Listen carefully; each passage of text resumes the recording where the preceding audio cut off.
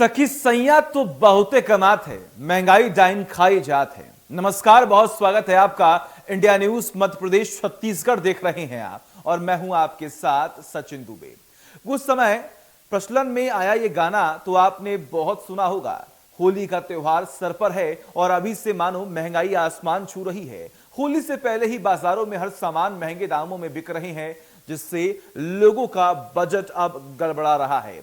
आटा, तेल से लेकर दूध तक के दाम बढ़ गए हैं। डीजल, पेट्रोल और रसोई गैस के दामों में और बढ़ोतरी हो रही है और दाम बढ़ने के बाद अब लोगों की चिंता भी बढ़ रही है। महंगाई बढ़ जाने से खास तौर से परेशानी हो जाती है गृहिणियों को, जिससे उनका घर चलाने का पूरा बजट अब गड़बड़ा जा रहा है। तो आज इसी मुद्दे पर होगी बात। हमारे साथ एक खास पैनल भी जुड़ेगा।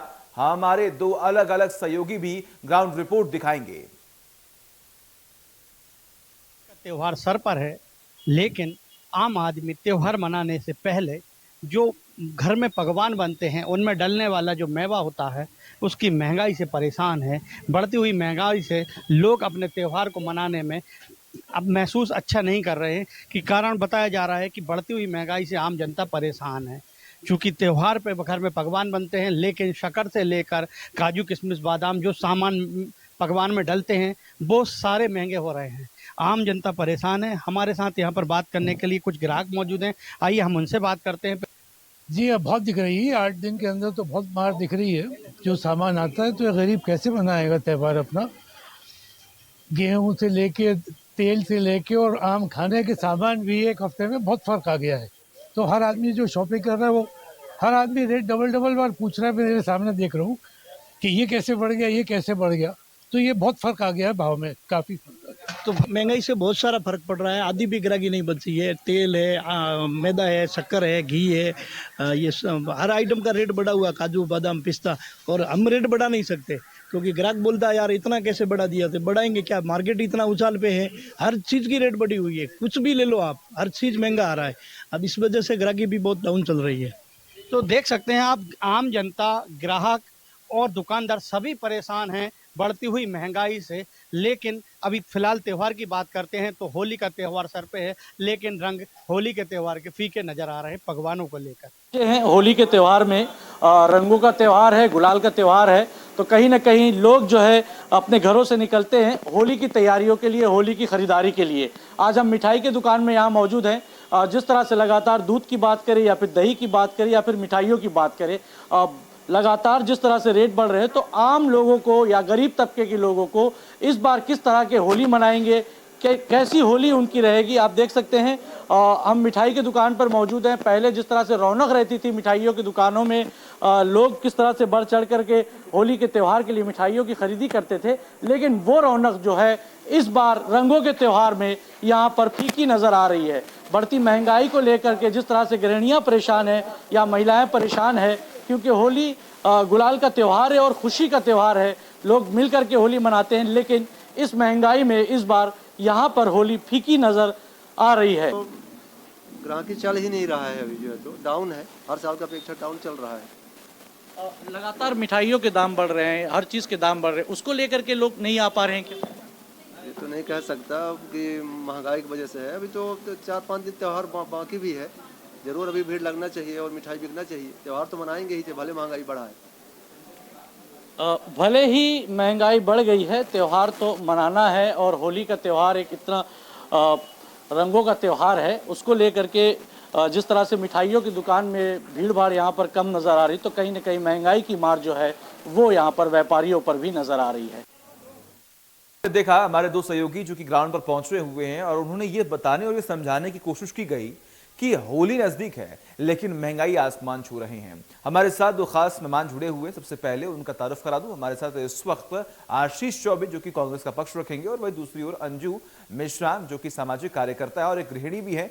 तो उनकी गृहिणी से भी के लिहाज से भी उनसे सवाल पूछेंगे कि आखिर किस तरीके से अपने घर को मैनेज कर रही हैं। लेकिन सबसे पहले आशीष जी, शुरुआत आपसे ही करते हैं।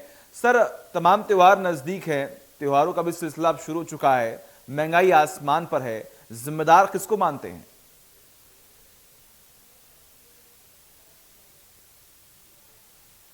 चाहूंगा सचिन जी की निश्चित तौर पर 2014 के बाद से 2014 के बाद से अल्टरनेट हम लोगों ने देखा है कि महंगाई दिन ब दिन धीरे धीरे धीरे धीरे करके बढ़ते जा रही है। आज चाहे मध्यम वर्गीय परिवार हो, चाहे किसान हो, चाहे गरीब हो, चाहे हम मंझोले व्यापारी हो, चाहे एक ठेला लगाने वाला आदमी हो, तो ये आज त्योहार की बात हो रही है। तो त्योहार में जब भी हम देखते हैं, आज आपने जिन दो लोगों से पूछा, मैंने सुन रहा था कि ग्राहक नहीं है और कहीं ना कहीं महंगाई का असर दिख रहा है। सचिन जी, आप कोई एक चीज का अगर रेट बढ़े तो आप उस पर बात कर सकते हैं। यहाँ तो पेट्रोल, डीजल, खाने का सामान, दूध, दही, जो छोटी सी छोटी जरूरत की चीज है, तेल, जो अनाज, मतलब हर छोटी सी छोटी चीज जिसको लेकर एक परिवार, कोई इंसान जिंदा रहता है, हर चीजों को आज आम आदमी आम हाथ से जुड़ कर दिया गया है।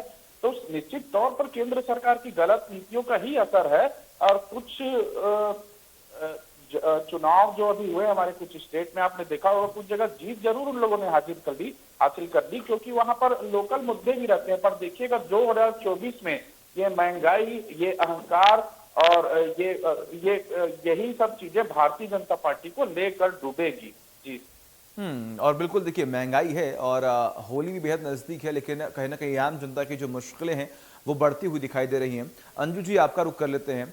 अंजू जी, अब जिस तरीके से समाज में सबका एक अहम योगदान होता है, वैसे महिलाएं हैं जो लगातार घर के बैलेंस को बनाकर रखती हैं, किचन के बैलेंस को बनाकर रखती हैं, लेकिन शायद अब इस महंगाई की वजह से वो बैलेंस बिगड़ता हुआ दिखाई दे रहा है। हाँ जी, नमस्कार। सबसे पहले निश्चित ही आज के समय में हम देख रहे हैं महंगाई बहुत ज्यादा बढ़ रही है। कहाँ से चालू करें, पहले ये समझना होगा, क्योंकि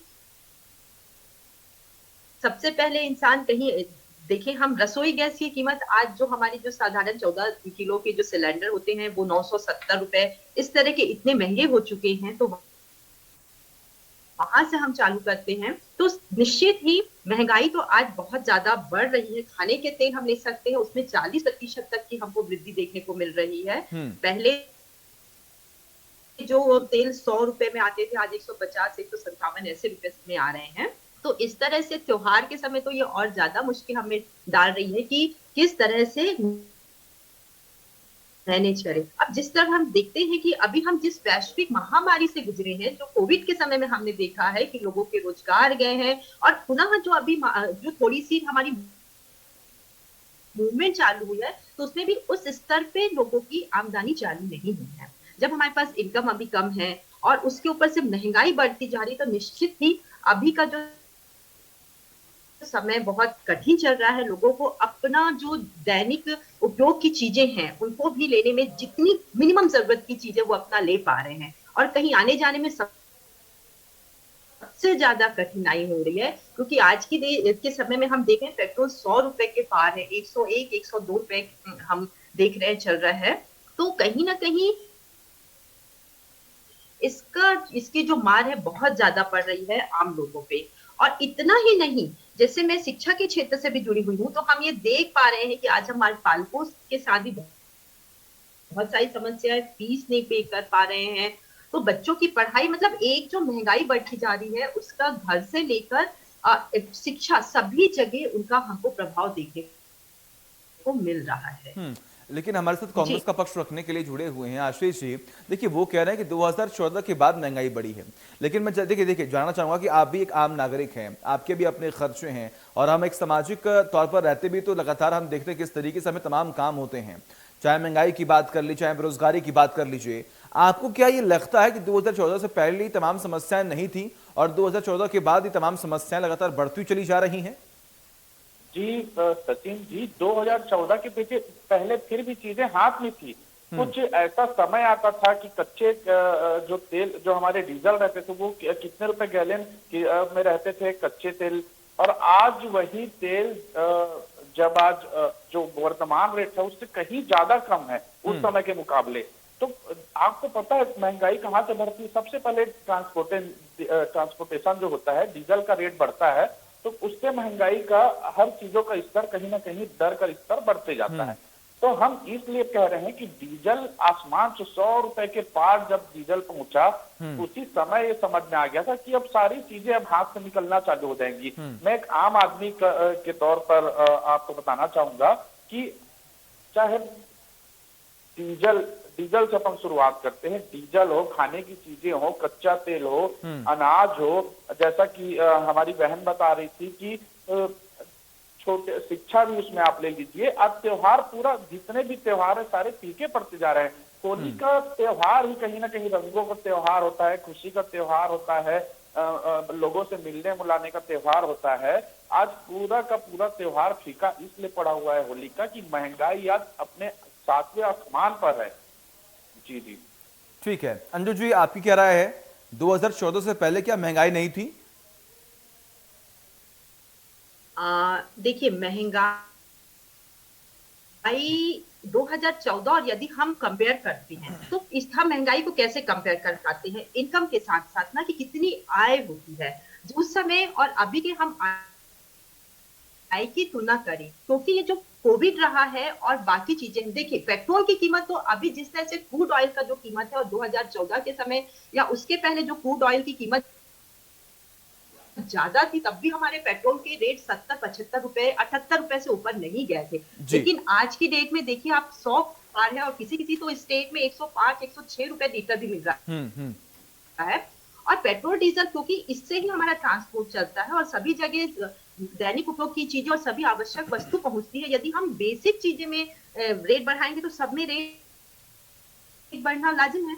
जी ठीक है, आशीष जी आपका रुख कर लेते हैं। देखिए, आपने कहा कि महंगाई का मुद्दा बहुत जरूरी है, और देखिए जरूरी है भी क्योंकि ऐसे बहुत सारे लोग हैं जिनके पास इनकम नहीं है। दावे तो बहुत की जाते हैं, तमाम राजनीतिक पार्टियां दावे तो बहुत करती हैं, लेकिन काम कितना होता है जमीनी स्तर पर, ये सब आप सभी जानते हैं। लेकिन आशीष जी, आप अगर हम बात करें तो ऑपोजिशन पार्टी में आप हैं, आपकी तरफ से ऐसा कौन सा कदम उठाया जाना चाहिए कि कहीं ना कहीं सरकार पर दबाव बने कि महंगाई पर हमें काम करना है, महंगाई को हमें प्रायोरिटी देनी है?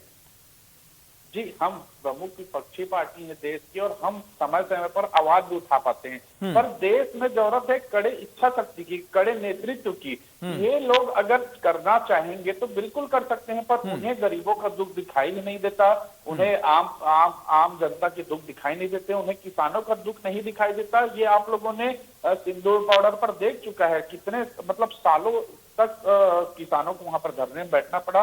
750 किसानों ने अपनी जान दी, तब जाके इनकी आंख खुली। तो हम समय समय पर उचित तरीके से हम अपना आवाज उठाते रहते हैं, और देश हमारे प्रधानमंत्री जी को जरूरत है कि जल्द से जल्द पेट्रोल डीजल की कीमत को, तो सबसे पहले तो डीजल की कीमतों को कम करें, वहां से धीरे धीरे ये सब चालू होगा। फिर बात आते हैं अपन बेरोजगारी की।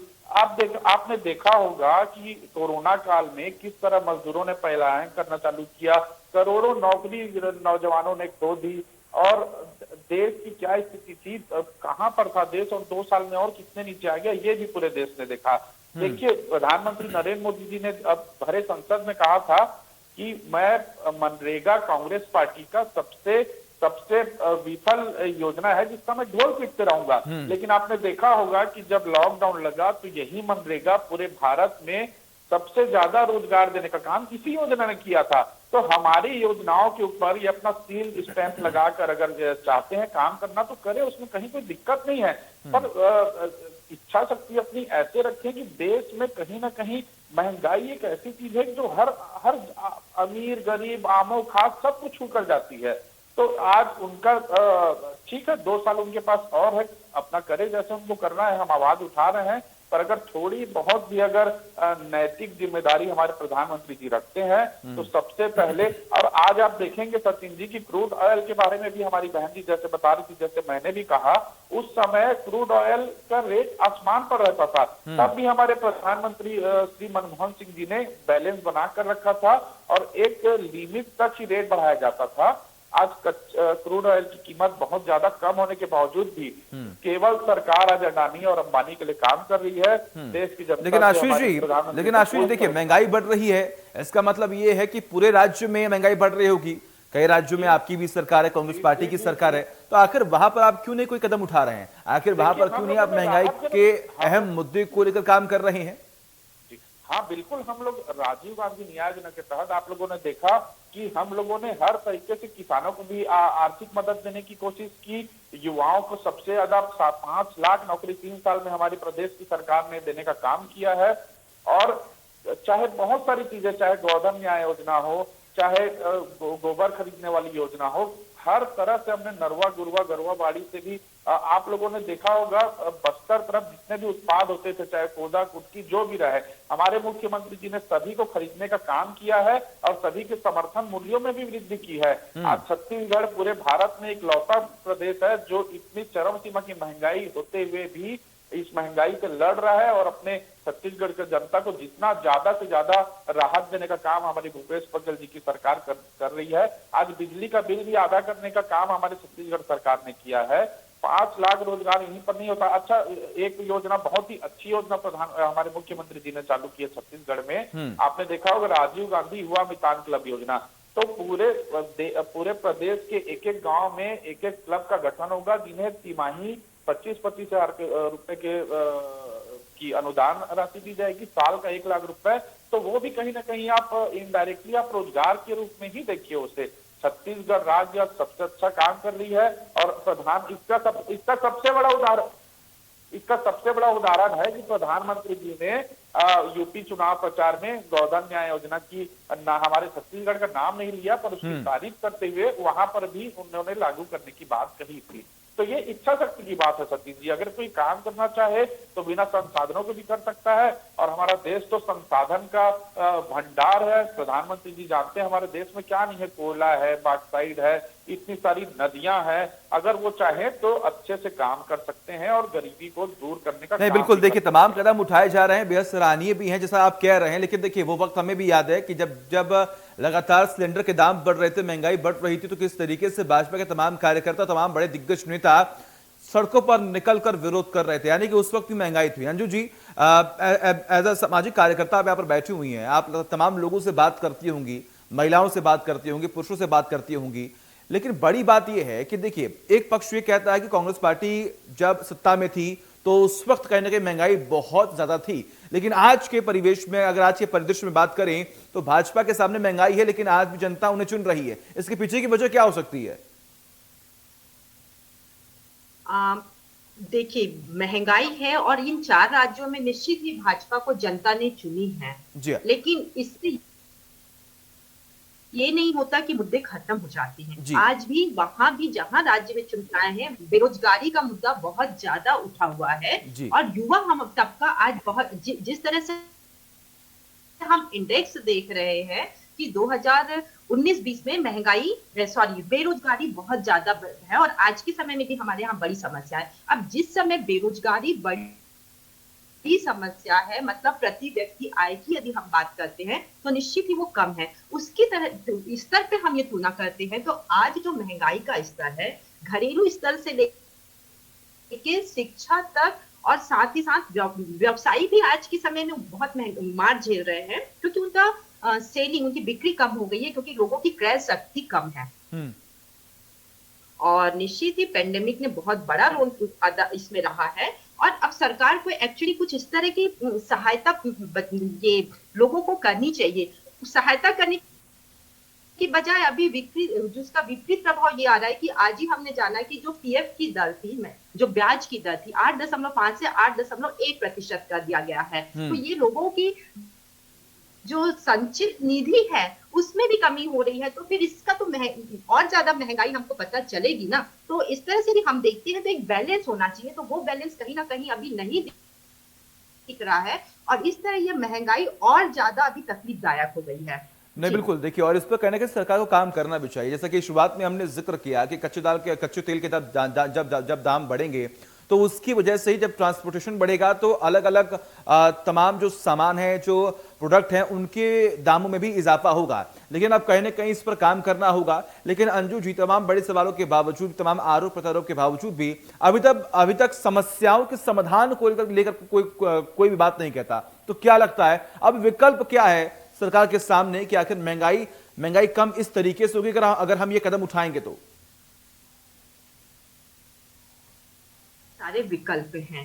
पहली बात कि हमको किस तरह से लोगों की मदद करनी चाहिए। हमारे पास बैकलॉग्स बहुत है, नौकरियां हमारे पास बहुत है जिसमें इमीडिएट भर्ती निकलनी चाहिए। अभी हम देखते हैं कि फॉर्म भरते हैं, नौकरियां निकलती, एग्जाम होते हैं, लेकिन उनकी जो ज्वाइनिंग नहीं हो रही, लंबे लंबे समय तक ज्वाइनिंग अटकी हुई है। तो इसमें बहुत ज्यादा लोग बेरोजगार हैं। और यदि हम शिक्षा या हायर एजुकेशन के क्षेत्र में देखते हैं तो 80% तक की टीचर की जो है पोस्ट चलिए ठीक है, बहुत बहुत शुक्रिया अंजू जी आपका, आपने अपनी बात रखी। और आशीष जी आपका भी बहुत बहुत शुक्रिया अपना कीमती वक्त देने के। तो लगातार महंगाई बढ़ रही है और होली पर महंगाई का असर देखने को मिल रहा है। तमाम उम्मीदें हैं आम जनता की कि आने वाले वक्त में सरकार कुछ काम करेगी, कदम उठाएगी और महंगाई का जो खत्म है और कम है वो होगी। एक ब्रेक।